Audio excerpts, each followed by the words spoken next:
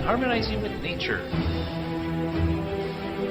With over 4 decades of changing lives, your self-discovery archaeologist, get ready to be the best of you with your host, Beverly Zimet. Hello everyone and welcome to the Best You Expo. I am your host Beverly Zimet, and today I am going to interview Carol Boston. But at first I want to say thank you to Chelsea Colley for giving us this opportunity to be a speaker at this amazing Best You Expo. So with further ado, I am going to welcome Carol Boston to the Expo. Thank you, Beverly, and thank you, Chelsea, for giving me this opportunity to be here to speak into your audience. Great. Now, I know, Carol, you do coaching and a few other things. So can you share with the audience what you do and how you do and why you do it and how that pertains to what we want to talk about here a little bit today in spreading that love, everywhere you go in the things that you do? Absolutely. I really like to talk about my clients as opposed to talking about me, and just give you a couple of examples of some amazing things that they've been able to create in their lives while working with me. And I have a client, I met her back in September of 2018. I happened to go invite myself to the Broward Women's Alliance. I thought, I don't have anything to do for lunch. And so I just showed up and invited myself, which was kind of comical. It actually turned into a speaking engagement for me. But when it came time in this networking event for me to stand up and say what I do and who I am, I stood up and I said, I help women know their value, own their power, and advocate for themselves so they can rise up and become the lioness leaders they were created to be. And then I just said, my name is Carol Boston, and I sat down. And what was really interesting, Beverly, is that's the first time that I had said that, articulated it just like that. Right. A lady at the next table said, you got to be on my radio show. And so I was. That was pretty cool, right? And then another lady said, you got to be on my TV show. Now, unfortunately, that didn't ever happen. But then a third lady came up to me after the event. She said, I just have to talk to you. So she came to my office. At that time, I had an office. And as we were walking down the hallway, I will tell you, I knew that she was my ideal client walking down the hallway. And I was just sharing this story the other day. And they said, well, how did you know? And I said, because she kept walking behind me. And they said, what do you mean? And I said, I would slow down so that we would walk together. We're peers, we're equals, right? And as we kept walking, she would walk behind me. And I knew immediately that she lacked confidence. She didn't know that she deserved to own her space. And without that, you don't have a voice, right? So she comes in and I took her through my thing and she signed up and she filled out the intake form, and she wanted two main things from me. She wanted confidence. She said, I want to know when I walk into a room, I have something of value to say. And I want to hit my weekly income goals in my practice. She was a practicing family attorney, had her own practice. So we get started the 1st of October, and I teach and talk in corporate America and other places on tools that I use, and I use these same tools with my clients, but I also connect them with my secret sauce. They all work together. Now, I don't tell my clients it's my secret sauce. I just try to get them to do it. And this lady was very resistant. October goes by, November goes by, she's not doing it. So finally, the week after Thanksgiving, she shrugs her shoulders, rolls her eyes at me, and she goes, okay, Carol, I will do it. And I was all excited. I said, will you do it consistently? And she said, yes, I will do it consistency. Let me tell you, Beverly, January through May, we tripled her income every single month, year over year. Oh, wow. Think about that. Think about that. But I'm going to tell you that most of my clients do that, but that isn't the piece that excites me. Now, remember, she came to me for confidence. So in January, it's a 6-month program, my coaching program. She ended up staying longer, and I'll tell you why. In January, part of her homework was to go sign up at that same Broward Women's Alliance to become a speaker. And I thought she was going to wet her pants. She was scared to death. Wow. Now, here's the kicker. I knew they didn't have any open speaker slots. I just wanted her to get into action. Now, it took her a while to do it, but she finally did it. So fast forward to the first week of March. There we are. It's our last month of the 6-month program. We end our first session of the month, and she sits back. She kind of looks me up and down, and she says, so, Carol, you think you can get me ready to run for judge? Oh, and my gosh. I looked at my watch, and I'm thinking, not in 2 weeks. I'm thinking, when is the election? And she says, 2020. I said, but when in 2020? And she said, November. And I said, are you going to hire me for the next 12 to 18 months? And she said, you're going to get me ready. I'm like, hell yeah. She said, write it up. And let me tell you, the growth in that woman between month 8 and month 18, unbelievable, phenomenal. That's what turns me on. Right. Here's a woman who knows how to say no now. She understands that her yes has more power when her no means no. Yes. She sets better boundaries. You talk about growing in confidence, right? Right. And owning your space. She then went on to become the president of her BNI, which means what? She's got to stand up and speak every week in front of somebody. So that's one of the things I absolutely love. And recently I asked her, if you had one word to describe me to your friends who don't know me, what would you say? Let me tell you, Beverly, she didn't even hesitate. She goes, relentless. You are relentless. Well, She goes, that's a good word because it's so true. I mean, I'm listening to this story, and it is amazing, and the things that you covered because building that confidence is necessary because that's empowering, right? yes, It's very. very empowering, and when you look at this woman, like you said, that had no confidence, and she kept saying no, no, no, and all of a sudden, she was ready, and she was a Yeah. woman that was like, "Hey, I'm ready, I'm committed, and I'm going for it." So she's going for her dreams to be a judge, right? Yes. She's coming from the heart now because she has confidence, right? And Mm, trust. She's feeling empowered, right? yes. And you start looking at how that spreads, love and caringness throughout the entire community. And then to be in charge of your own BNI group, all of these things, you just Yep. put that all together in one little story, right? And that's amazing. And thank you for sharing that. And thank you for sharing with the audience because I believe that that's really the purpose of what we do as a coach, as an energy healer, or whatever the case Yes. may be, is again to incorporate those things, is to build that confidence, that trust, that belief in the self, right? And really empower you as the spirit that you are here on this planet, right? And to learn how to come from that heart, to be able Mm, to live your dreams. And we all had dreams, and sometimes, I want to talk to you about that because sometimes we forget our dreams or we just mm, don't believe in dreaming anymore, from when we were a kid. And again, that love thing, what really is love? Because yes. love comes in so many forms, but um, personally, I believe the one key element when it comes to love is giving it with no strings attached. Mm, That unconditional love, not just the word saying, "Oh, I love you," right? Or "Oh, I right. love that." It's where is the depth of the meaning and the true meaning of spreading the love and that caringness throughout, the world. So if you could touch on a few of those things, that would be great, and kind of talk about this dream thing because I think for the most part, a lot of our audience out here, if they aren't now, have had, an issue with, you know, getting your dreams, really learning how to dream again, right? And I like how you tied that in because learning how to get your dream again, you have to have confidence. And one of the things I teach and train on is that confidence is not a feeling. If you're in the audience, I want you to write that down. Yes, Confidence is a decision to act. And as you act, and then you incorporate the art of celebration, right? right. One of the things I teach on is success is not in the end goal. It's not when you make your quota at the end of the year. It's not when you have, $100,000 business. Right. Success is in the attempt. And if you will honor that, then you're honoring yourself. And I tie that into your belief of love is that you can't give away what you don't possess. Oh, that is so true. And I think we've talked about this in other, conversations we've had. And I think Mm-hmm. that is key to really capitalize on that.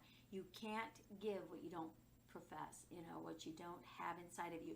You can't give Yes, more love than what you give to yourself, right? You can't exactly. give more caring than what you care for yourself, So your cup has to be full before you Yes, can present it to someone else because you're only going to give that percent that you give to yourself. And that is a key element, I think, that all of our listeners need to really begin to recognize.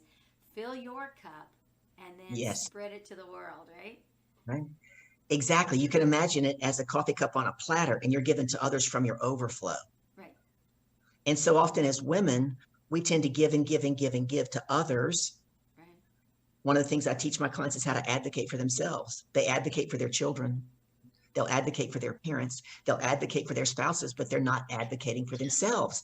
And I said to one just the other day, I said, what good does it do you to have a seat at the table if you have no voice? If you have no voice, it doesn't do you any good to have a seat at the table. Right. And so when you talk about dreams, oftentimes life beats us up, right? Yes, it can. It has a way of doing that sometimes when you least expect it, right? Exactly. I was telling someone just the other day, I love that song by Martina McBride called Anyway. Uh-huh. And the first lyrics, if you know the song, she says, you could spend your whole life building something that you believe in, and one storm could come and blow it all away. Build it anyway, right? Oh, Because gosh, you're not, yeah, you're not building it to get the approval of others. You're building your dream. In that song, she says, you could write a song that the whole world knows you never sang. Sing it anyway. Right. I think I said that backwards, but it's sing it anyway, right? Right. You could love someone with all your heart, and in a moment, they could choose to turn and walk away. Love them anyway. And that's a part about having a dream. And oftentimes we want our dreams to be supported by our family and our friends. And I tell my clients and I tell people, God didn't give your dream to them. He gave it to you. Oh, What's it going to, so true.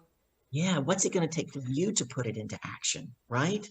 And so one of my first coaching certifications, I actually became a certified dream coach. And as I was sharing with you earlier, people thought I was going to analyze their sleep. And I'm like, no, I'm not that good, right? It's where I learned how to take a 30-day program. You can take somebody who has a dream and has no idea how, whether it's, maybe the dream is to write a book. You write books. We can talk about that, right? So maybe they have this dream to write a book and they've been wanting to write it for years and they never get started. They don't know how to make it happen. We can take them through this 30-day program to get them into action to make it happen. And one of the things that I find is really powerful is you can take someone who's forgotten how to dream, because that's where I was years ago. I was just going to get up every day, go to work in corporate America, work hard, keep my nose clean, go home, go to bed, do it again. Didn't have any dreams. I'd forgotten. And you can help them learn how to dream again and then put that into play. So dreaming is very, very important. And one of the things I've known for, I don't know if you've not talked about this, is I'm the queen of reframe. I can reframe just about anything for you, right? So when I said earlier, life can beat us up if we choose to let it beat us up. Exactly. We have to understand that that's a choice, right? And there's power in choice. And one of the things I really get my clients to own is the point of power is in the present moment. I got a quick story for you. Okay, let's go. So I had a client. I'm going to just tell you his first name. He doesn't care. His first name is Reggie. Great guy. He comes into my office. This is in January of 2019. And this guy, Beverly, is ticked off. For 6 minutes, I sat in my chair and he was up, down. F the wife's business. F this. It was F-bomb here, F-bomb there. And I calmly just said, just say I choose, Reggie. Nope. He was mad at the world. He was telling me everything. 6 minutes. I just calmly kept saying, just say I choose. So finally he goes, okay, Carol, I choose. I stood up, gave him a high five. I said, that's awesome. Because now that you're owning that you're choosing this, you can choose differently going forward.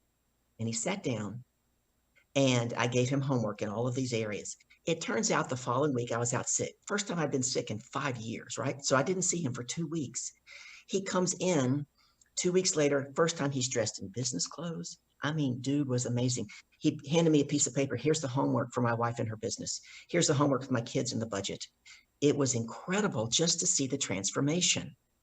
Now, knowing that he chooses now, one of the things that my clients do is they send me a prep form 24 hours in advance so that we don't waste time in telling stories. I want my clients to get maximum value out of their time with me, right? So they give it to me 24 hours in advance. Well, this one day he comes in and he didn't do it. So he comes in and he sits down. I said, Reggie, I was looking for your prep form. You know what he did? He goes, yeah, I chose not to send it. Oh my goodness. This is a true story. I can't make this stuff up, right?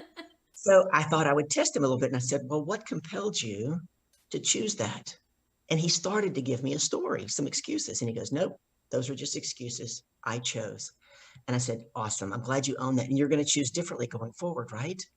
He said, yes, ma'am. He never missed another sheet. Yeah. Never missed another one, because the point of power is always in the present moment. And only when we own that we're choosing can we then choose differently. Right. So a lot of my clients come in and they're like, oh, it's the boss at work, or it's my husband, or it's the, and as long as it's always something out there, you're giving up your power. Oh, You're, that is so true, and I think this is where a lot of people really miss the fact, right? Is that you do have that choice, and when you make it and take responsibility for your actions to yes. all reactions, right? Mm-hmm. That's where you maintain your power instead of giving it up to the other person, Yes. right? And I think that's something that really needs to be addressed. And another thing that you've been saying here is taking that action, right? Yes. Because if you don't take action on anything that you know or believe, nothing is going to happen, right? And be consistent with that action. Yes. So those are very powerful, right? Well, I learned that from one of my mentors, Keith Cunningham. I learned that anything worth doing is worth doing poorly the first time, and then you do better the second time. But you have to get into action, right? Because action begets action. And that's why I help people redefine the art of celebration and success. You got into action, you celebrate it. You don't judge it. Oh, that didn't get me to my end goal, or that wasn't good enough. No, no, no, no. Right. You got into action, right? Because the universe honors what you celebrate.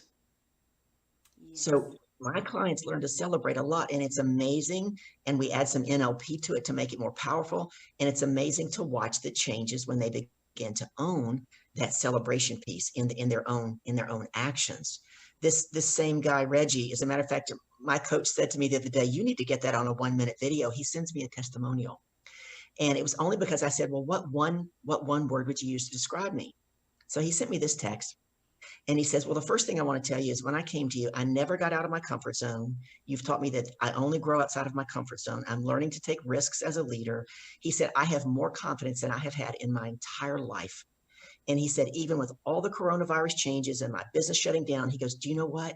I never, ever feel stuck anymore, because you're always in my head, Carol, saying, well, what else is possible, Reggie? Well, what else is possible? Because that's the most powerful of all empowering questions. Right. And the beauty of it is when you put it out, you cannot be attached to the outcome. Like, what does that mean? People ask me, what does that mean? Oh, but that is so true. Yeah. Yeah. Oh, this is going to be great. Let's listen up here. This is going to be great. It's really powerful. I actually was teaching on this in American Express last year, and one of the HR people says, well, I have to be attached, Carol. I have goals that I have to reach. And I said, you're not attached to the outcome.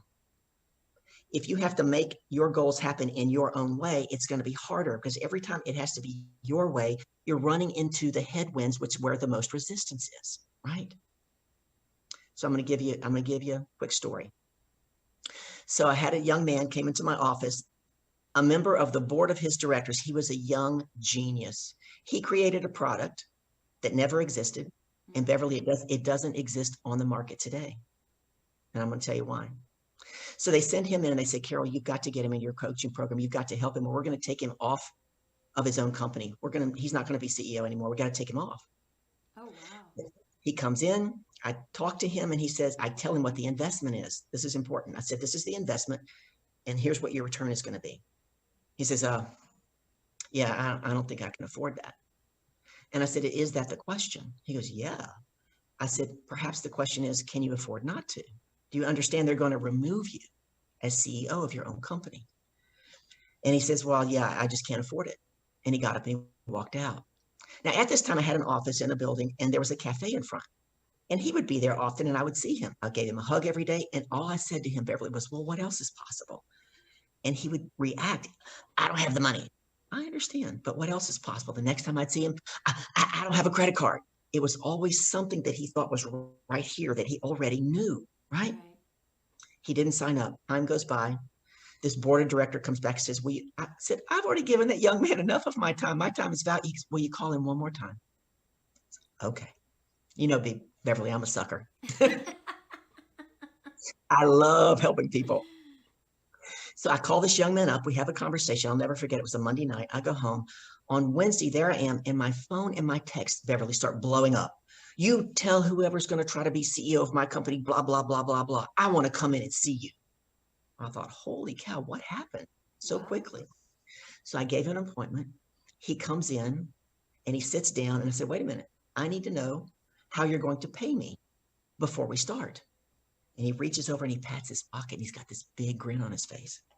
He says, I'm going to pay you cash. Can I pay you cash twice a month? I'm like, well, yeah, cash works for me. I said, but what question did I ask you Monday night that gave this big change? He said, Carol, every time I saw you in that cafe and you'd say, what else is possible? You know what I'd think in my head? That woman is so woo-woo. What does she mean? What else is possible? He said, you were just so woo-woo. It was driving me crazy. He said, but when you asked me that question, what else is possible? And you told me the story that connected to that, I thought, okay, I will try it. Mm-hmm. He said, so for the next 2 days, I did what you said, 8 to 10 times a day out loud. I just said, what else is possible? And I went back to work. Or what else is possible? And I went back to playing basketball. And then all of a sudden, after 2 days, it dawned on me. Now I want you to hear me really clearly. He said, it dawned on me that all I had to do was find one more person to teach Spanish to every month, to teach how to read and write Spanish. Now think about this, folks. He was already teaching people on the side how to read and speak and write Spanish, but he was in a jar. I tell people you can't read the label when you're inside the jar. Right. And we're all in a jar. That's why everybody needs a coach, a good coach. Now think about this. He wasn't attached to how it showed up. He thought it had to show up on a credit card or a loan from his parents or money in his account. It showed up as getting one more client. He went out and got 2 more clients in no time because he's very good at that. Now, he was so excited. He was grinning from ear to ear, Beverly. I stood up. I gave him a high five. And here's what I'm thinking. I'm thinking, TSW. This shit works, right? Yes. It does. And sometimes, sometimes we are so close to the forest, we can't see the trees. Yes. Right. And so being able to, again, listen, and sometimes, to get it through our thick skulls, you just kind of have to hammer it and hammer it and hammer it and hammer it, right? And then after a while, it's just like these aha moments appear, and it's like, why was I making it so difficult when really, in essence, it's very simple? And now, again, we use the word simple, not easy. Not easy. Simple's doable. Simple's doable, though, right? Complex is just interesting. I told someone that the other day and they looked at me funny. And I said, come on, how many times have you been to a seminar? You've been to a conference and you walked out and someone said, well, how was it? And you go, it was interesting, right? Because it was so complex, you couldn't do it.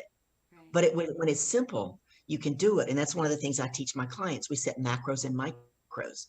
My clients, every day when they get up, Beverly, they learn how to put 3 bite-sized digestible things that they can do, right? You said they're simple. They can do them, and they do them and they celebrate them, right? And I think that's key right there. Celebrate them. Right? Yes. Because again, it's that acknowledgement to yourself that, yes, I did it. It's all those little steps of accomplishment that lead to that big success. And it's interesting. The big success is like, oh, okay, I did it. But it was all those little things along the way that really impact who you are, right? And oftentimes you get to that big success much more quickly, and you're wondering how you arrived there so quickly. My clients are like, oh, we've already accomplished that. Like they're surprised, right? Because I get them to stop focusing on the end goal. We set the end goal, right? But if you only focus on that, what you focus on expands, and it becomes overwhelming. One of the tools I teach on and work with my clients on is called tacking. I took it from a boating term. And what I didn't realize is that many, many years ago, when I was still in corporate America, I was actually tacking and didn't know it. what happened was is I was working for Paychecks, and overnight one year they tripled our quota. They tripled it. Now, when you work in that world of payroll, your quota is not the same every month Right. because buyers have buying cycles. So you never really know what your quota is on a monthly basis. You just know. Sometimes you can figure out what your quarterly is, but you just know what your annual is. So I went into my boss's office. Her name was Mary Kay. Yeah, her name really was Mary Kay, but she didn't drive a pink Cadillac. Okay. All right. Let's clear that up. That's okay. All righty. My one-on-one with her was every Monday morning at 8 a.m. And the first thing I did was I said, I need you to give me my weekly goal on a white piece of paper in big, thick red ink. I need that from you every week. I don't want you to tell me what percentage of my quota is. All I want is, what do I have to do this week? And she did. And I would go back to my cubicle and I would tape it where I saw it every day. And I said, okay, what 3 things that can I do today to get me closer to my goal? See, that's what's so critical is we want to get it done now. Right. And the art is what's going to get me closer to my goal. And what I didn't realize is that I was already asking empowering questions that I then learned and studied because I wanted to master them. Mm-hmm. And that's why I tell you what else is possible is the most powerful of all if you can not be attached to the outcome. Right. And if I could share with your audience a quick story, I don't usually share this story. I usually save this for my private clients, but it will tie in why it was so powerful for that young man. The story I told him on the phone that night, I said, Jose, I said, John died the other day and he went to heaven and he's walking down this long hallway with St. Peter. Now he's excited to be in heaven. And the hallway was so long though. And on either side, there's doors with people's names on them. So he says to St. Peter, do I have a door? Do I have a door? And St. Peter kind of looks at him and says, keep walking. And they walk along. True story, right? And they keep walking. And by the time they get to the door with his name on it, he's kind of nervous. He doesn't know if he should be excited or if he's going to be scared. Mm-hmm. So St. Peter flings open the door and his eyes grow really big. And it's like, oh my gosh, it was a cavernous room behind that door. And it was filled from floor to ceiling with packages and boxes and bags and all sizes and shapes and colors. And he looks at St. Peter and goes, what is all that? And St. Peter said, oh, those were all the gifts that God had to give you while you were on earth that you never received because they didn't look like what you thought they should look like. Ooh, can you say that again? Say that last statement. Those are all the gifts that God had to give you while you were on earth that you never received because they didn't look like what you thought they should look like. That is so powerful. I mean, I just got chills all over my body. It's like, that is so powerful. You Yes. know, gosh, I hope you're listening out here, audience, because what she just said, you know, the gifts that we are given, Yes. regardless of where they come from, open to receive them just because they're not coming the way you expect them or think they should, doesn't mean that they're not the gift that you need to take you to that next step, right? Oh, And that's about not being attached. That's about not being attached to the outcome. right. Not how it is. You're not going to say it has to show up this way. There's a pastor, Stephen Furtick. I was listening to him recently, and he went to the doctor because his elbow was killing him. I mean, his elbow was killing him, right? So he goes to the doctor, and the doctor examines him, and he says, it's golfer's elbow. It's kind of like tennis elbow. And Stephen Furtick says, I don't play either one of those sports. I just lift a lot of weight. Doctor leans in and says, if you will loosen your grip, you can lift a lot more weight. So you see, folks, we're holding on so tightly to what we think is ours that our hands are never opened. Our hands are never open to receive all the universe has to give us. That's so true. Yeah.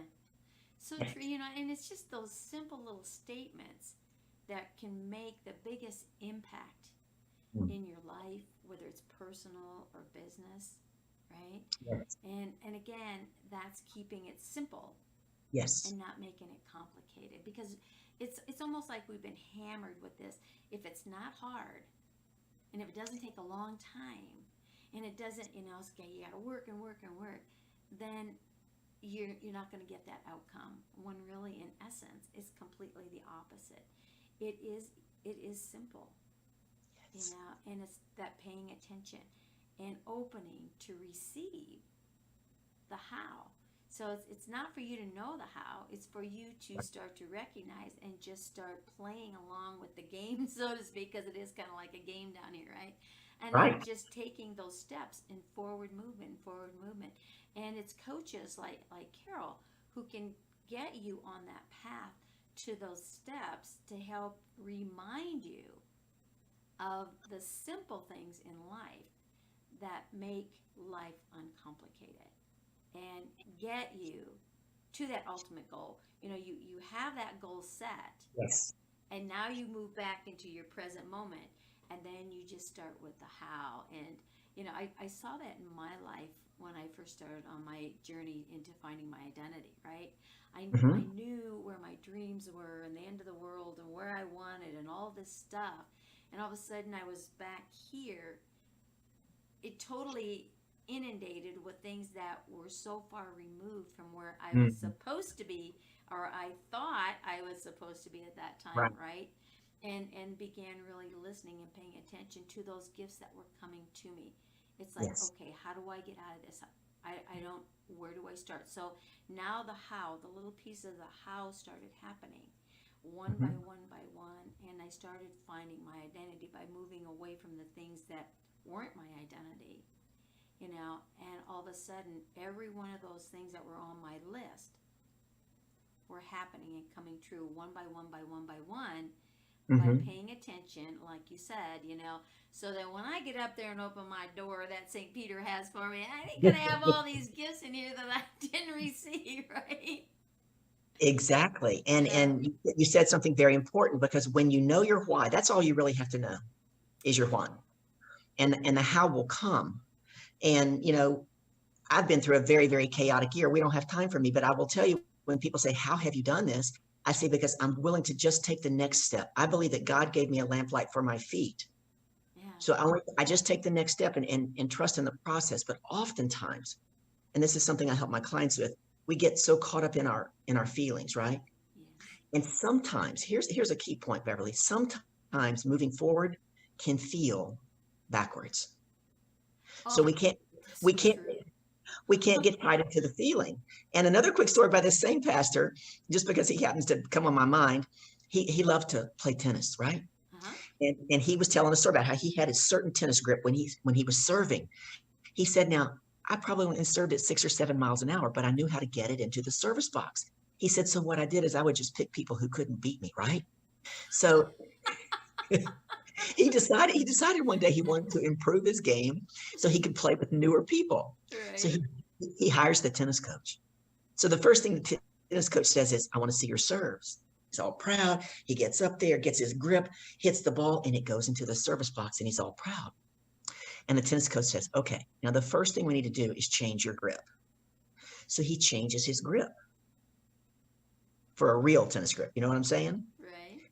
And he's like, "Not only did my balls not go over the net, they didn't go in the box. They started going over the fence, the freaking fence."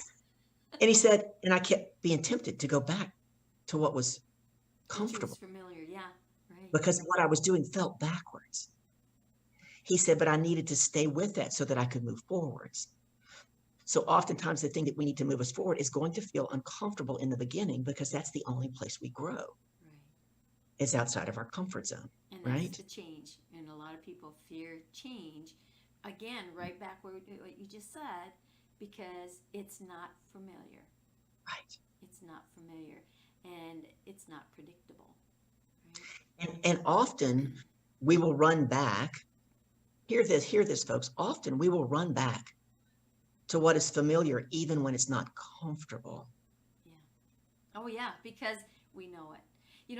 I had someone on my show ask me one time, what's the difference between change and transformation? Okay. Do you know what the difference is? I want to hear your definition. Well, maybe I should hear yours first.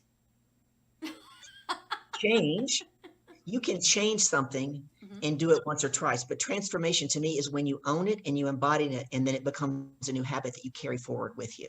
That's pretty much right where it's at. And Okay. because change, you can make change, but change takes you back sometimes, right? What we were saying, to that familiarity, right? Mm-hmm. Where transformation takes you beyond change, creates that new habit, So Yes. now you can't go back because there is no going back because the transformation was so impactful and now it's embedded as that new habit. So yeah, and I think that's kind of where we get a little bit confused is, yeah, we can make changes, but then we kind of slide back into that old habit. But when we really start to focus on that transformation, now we can really open up and have that permanent change, so we say, and that is what makes the huge difference in our movement forward, right? Absolutely. And oftentimes that's one of the things I do as a coach is help keep my clients accountable for making that consistent change until they begin to own it. Right. Right. Yeah, that accountability is a key too. It's huge, Yeah. right? It is huge. Because it impacts what you just said is to be able to do it consistently. Right. And I hold that space for my clients because I know exactly how that feels. Back in September of 2007, I had been out of corporate America for like 2 years, doing a ton of personal development work, trying to find my way. And I was up in the mountains of New York at Ultimate Leadership Camp with a group of peers, leaders, right? Mm-hmm.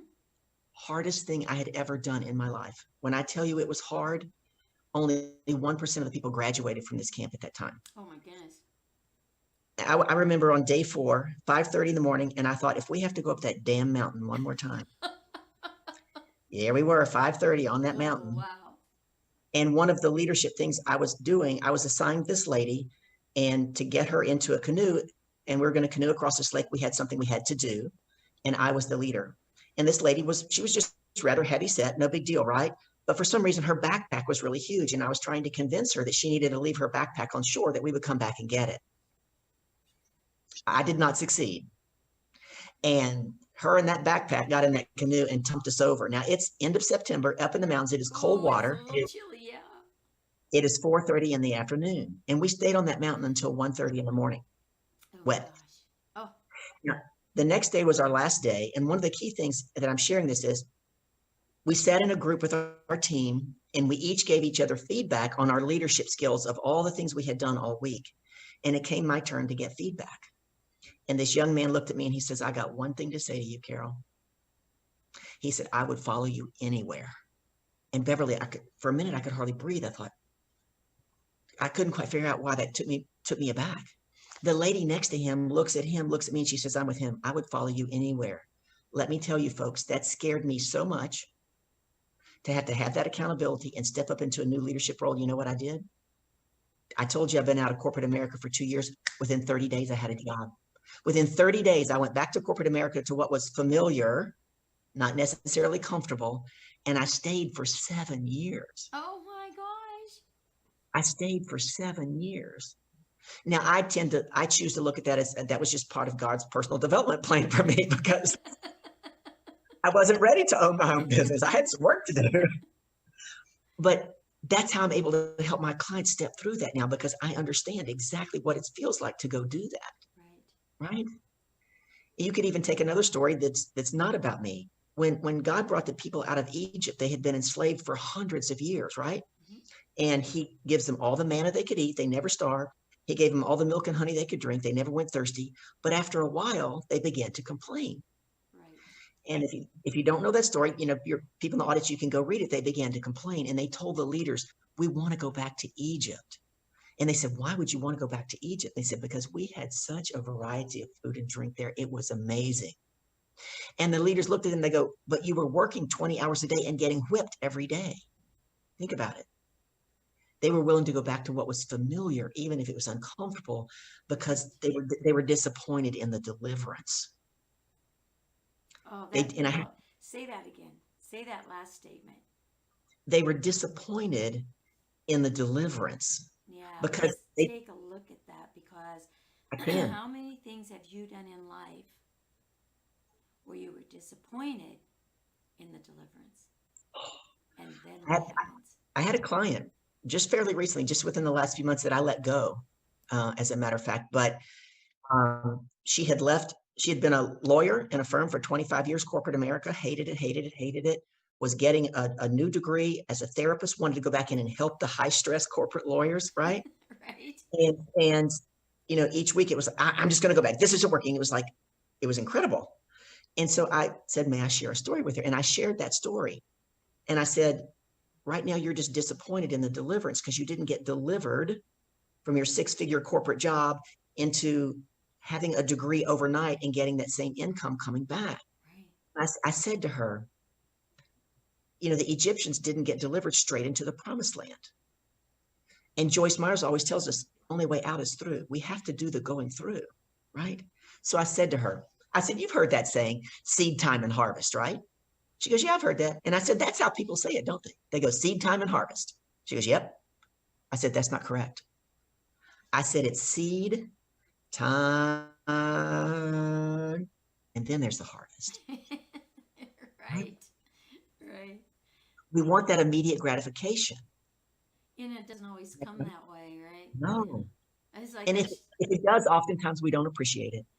you know that, and that's true. You know, you can be grateful for things, and then you can be appreciative to things. And again, that's 2 words, right? Yes. What's the difference between being appreciative and being grateful?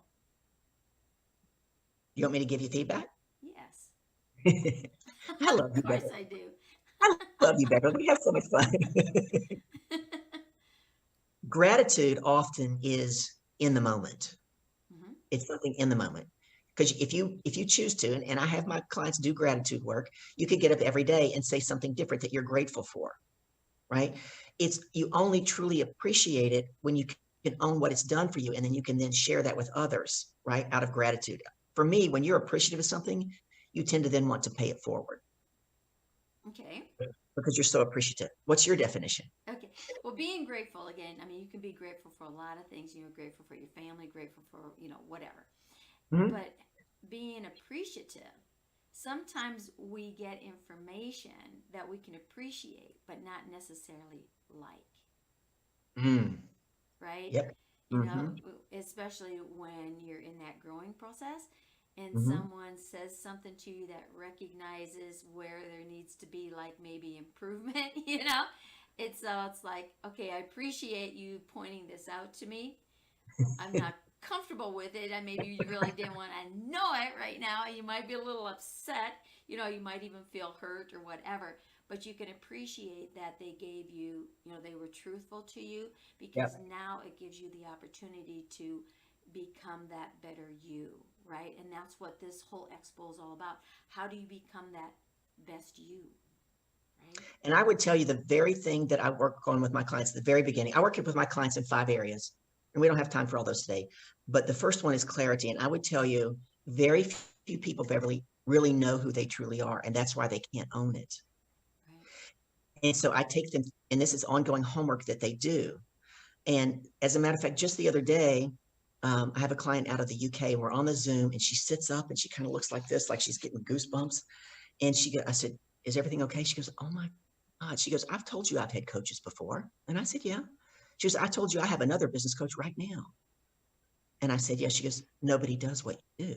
She goes, what you're helping me do right now is going to help what that other business coach is trying to teach me, make it even better. And it's clarity. You have to know who you are, and you have to own who you are. Right. And so I take my clients through an exercise. One of my clients, for example, is a different lady, but she also owned her own law firm. Mm-hmm. And she could not stand up and say to me comfortably, I am a powerful CEO of a fast growing law firm. She just couldn't even own that. It's her dream. She didn't have clarity on who she was, so she couldn't own it. Right. So we backed that statement up, and she began to give herself permission to consider. Ooh, I Right? like that. Permission to consider. That's a Yep. good statement. Lots of great tips and morsels here. This is totally the bomb. Thank you. But when she started saying that over time, and I had her say it out loud with some other things, it took about 6 weeks, Beverly, and that I give myself permission to consider. Mm-hmm. Guess what? It dropped off, and she began to own who she was. And one of her statements that she gave me at the end of 6 months of working with me, she said, in working with you, I now have gotten more clients in 6 months in my law firm than I had in the first 4 years of my practice. And I said, it's because you're owning who you are. And when you step into that space, Right. you begin to make different decisions, right? decisions that propel you forward to your dream. Yeah, and that's so empowering, Yes. and it is key. That is key, and what you said is the identity, and that's where I started with my Mm. journey, was because I had lost my identity over 4 years, and it's like, I knew who I was and knew where I was going, knew what I wanted to do, and circumstances put me into a abyss, shall Mhm. we say, I right? understand. And Yep. for like 4 years, to the point of, no return.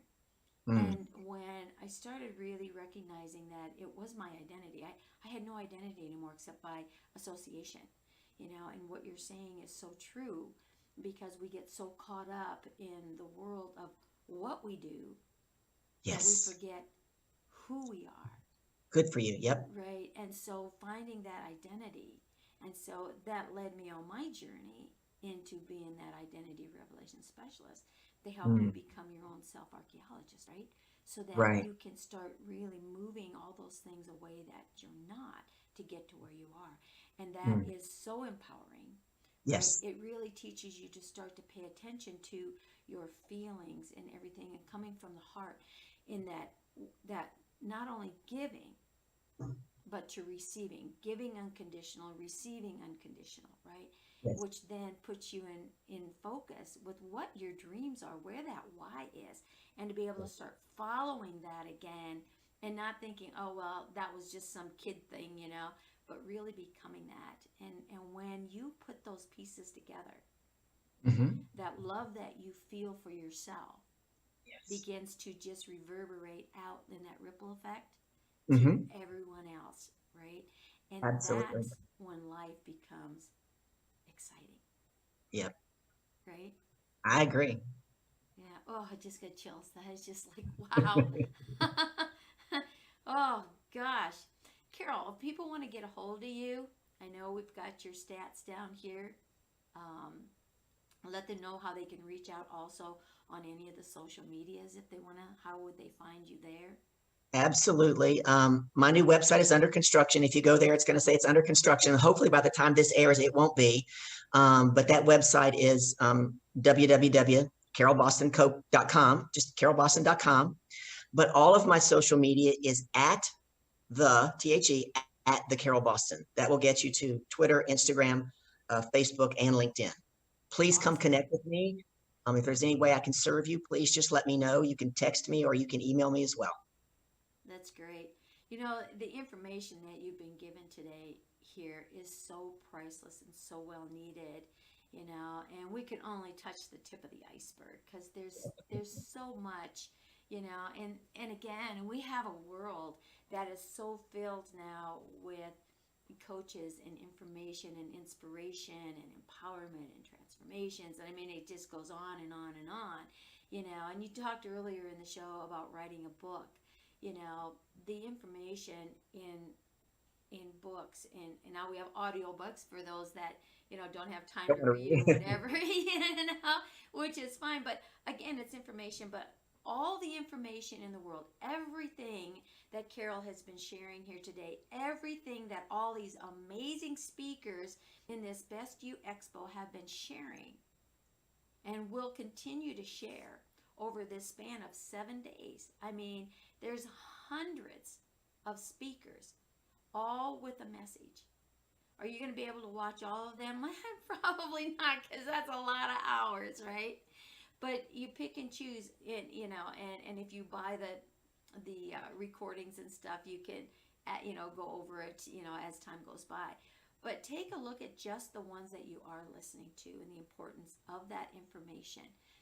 Information is valuable and it's key, but it's totally worthless if you don't do what, Carol? Put it into action. Otherwise, it's just shelf learning. It is, and that I think is probably the most hardest thing to sometimes get hammered into our stubborn heads sometime, right? Is to really take action, but not only just take that action, be consistent with it, as we mentioned Exactly. earlier, right? And that's one of the things, I help my clients do. Is set a strategic action plan. I said I worked in 5 areas. It's clarity, right? We have to know who you are. if I put it this way, because I said I used a boating term earlier, I help my clients throw an anchor into their future so they can let go of their story from their past, right? Because we're either pushed or pulled into our destiny, one way or the other. Yeah, it's gonna happen no matter what. So Right. make it your choice instead of the forced action, right? Exactly. So there's clarity, there's mindset mastery. I think I shared with you earlier, I'm the queen of reframe. I can help you reframe anything. We work on a strategic action plan, right? And oftentimes we need somebody on the outside to help us set that up. We upgrade skill sets and we work on the environment. But I love what you said. It's you have to be willing to get into action. And there's no shame in getting someone to help you get into action. I've been known to say, and it's a true story, at one point, Oprah Winfrey had 4 coaches. And when someone said to her, why do you have 4 coaches? Right. And she said, because no one is an expert in all 4 quadrants of my life. And I want to know that I'm living all of my life to the fullest level. She gets it. She understands that she can't read the label because she's inside a jar. We just can't see our own stuff. Right. I mean, I've worked with other coaches and they're like, well, that's exactly what I help my clients with. Carol, how come I can't do that for myself? I'm like, because you're in a jar. That is so true. That is so true. It kind of goes back to the profession that you're in, right? Yes. The barber's kids all have long hair, right? The shoemaker's kids are running with holes in their shoes. That's right. All of these things, right? Because you are so close to that forest that you can't see the trees, right? Yep. So I have to step back myself, and look at some of the things that I help my clients with, and you're watching all of this going and you're thinking, how come they're doing so good in that arena in their life? And it's like, what's going on with me? And then it's like, oh yeah, I guess I better taste my own medicine, right? So, but again, coaches need coaches. Absolutely. Right. And oftentimes we think we always have to learn something new. And it's not that we just have to learn something new. Oftentimes it's we have to unlearn something old that's no longer serving us, right. Or we just need help with someone getting us into action in doing consistently what we already know to do. And that is so true, because we get so busy being busy that we forget the action steps of consistency that we need. When somebody points it out, you're like, oh my gosh, oh yeah, that's way back there. Okay, I'm going to bring it back up and start putting it into action, right? Right. So. It reminds me of a story. There was a man, and I don't remember the whole story. Keith Cunningham tells this story, and he's at the base of a mountain, and there's blockage. He can't get through. He can't go over, and he can't get through. And he prays to God for help, and he prays to God for help. And he sits down, and he goes to sleep against the mountain that night, and he wakes up the next morning, and there's a shovel. And the next day he prays to God for help and prays to God for help. Goes to sleep. There's the shovel. Like he's been given the shovel. That goes back to that previous story, right? That shovel's the shovel's behind that door. Exactly. Use the shovel, get through the mountain. Right. And sometimes shoveling that isn't always, like we said, easy. Exactly. And that's why it's great to have help to get it done. Yeah, exactly. It takes a team.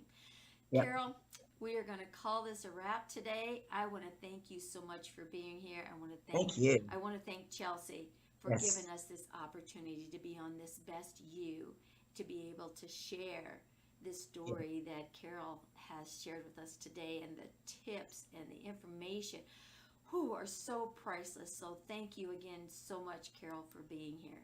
Thank you. It's been a pleasure. Okay. Bye-bye.